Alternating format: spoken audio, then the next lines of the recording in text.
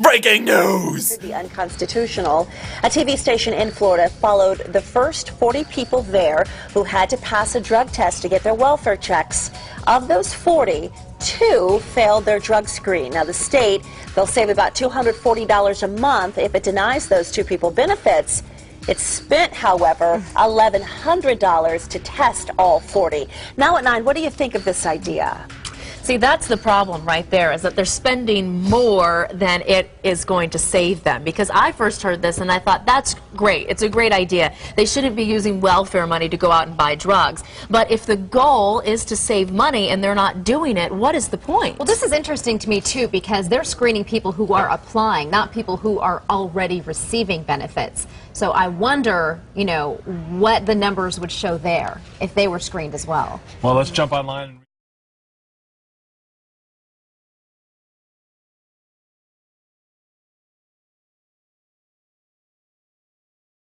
The money put into the drug test will probably be more expensive in the beginning, but in the long run it will save us a lot of money. Also, the people who say they can't afford to pay the $30 fee, it's most likely because their drug test will come out positive. Utah instituted a new policy of welfare drug testing recently, and we now have data on exactly how the first year of it went. So, in the period between August 2012 and July 2013, they did a number of tests, actually, and we're talking specifically here about applicants to the Temporary Assistance for Needy Families program, one of the welfare programs available in Utah. Now, during that period that we referenced there, they had 4,730 applicants. Now, based on the initial written responses these applicants gave, they responded to about 10% and said, we want to follow up and do blood tests. And out of those, they had 12 confirmed drug users. Now, this is a program that cost them about $31,000 to institute over that period. And you've seen there that they've caught 12 people. Now, of course, some people who they followed up with did not go because they knew they had done drugs. That's certainly true. And they believe that they've saved the state of Utah about $370,000 by not having those 247 people who would have been collecting benefits will not now be collecting benefits.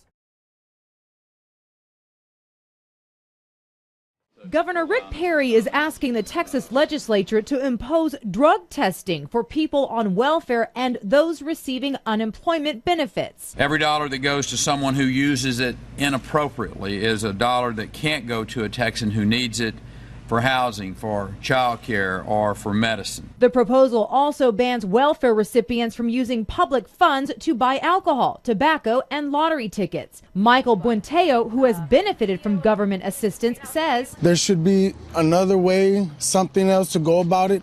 How are you going to drug test everybody? We got the financial sources for that? County alone, 270,000 residents are on just food stamps. Half of those children. I'm against drugs. I'm against, don't think that I support people that are in drugs. But when you start jeopardizing the children, that I think you have to take a second look. Against drug testing is that children would bear the brunt. Through public benefits, around 7,000 children receive food, clothes, and other necessities. These bills hold children responsible for parents who use drugs and subject children to the consequences. This is basically saying that by not giving drug users access to public benefits, their children will pay the price by receiving even less than they already do. If a child is in the hands of a drug user and rely on them to care for them, they're probably not in proper condition to care for them in the first place. And they should be placed under someone qualified to care for them until their original caretaker is able to receive help. Well, drug testing for welfare recipients may seem like a good idea, but is it legal? CNBC's Seema Modi is back. She's got that story and the rest of the day's news. Hello again. Hello again. The answer is no, Larry. A federal court says Florida cannot enforce a law requiring drug tests as part of the application process for welfare. Governor Rick Scott issued an executive order in 2011, but was never able to enforce it. The courts say it is an unreasonable search. In other news, Chuck Hagel is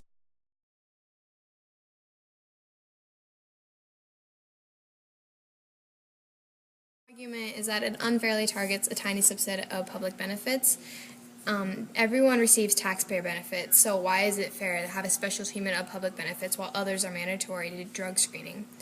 Although everyone has come into the use of tax-paid public benefits, welfare recipients' contributions into the financial aid programs is zero. The taxpayers' money they are receiving is a benefit they make no contribution to. Therefore, they should be required to make their submission of a drug test in order to ensure the funds handed over to them are for their appropriate circumstances.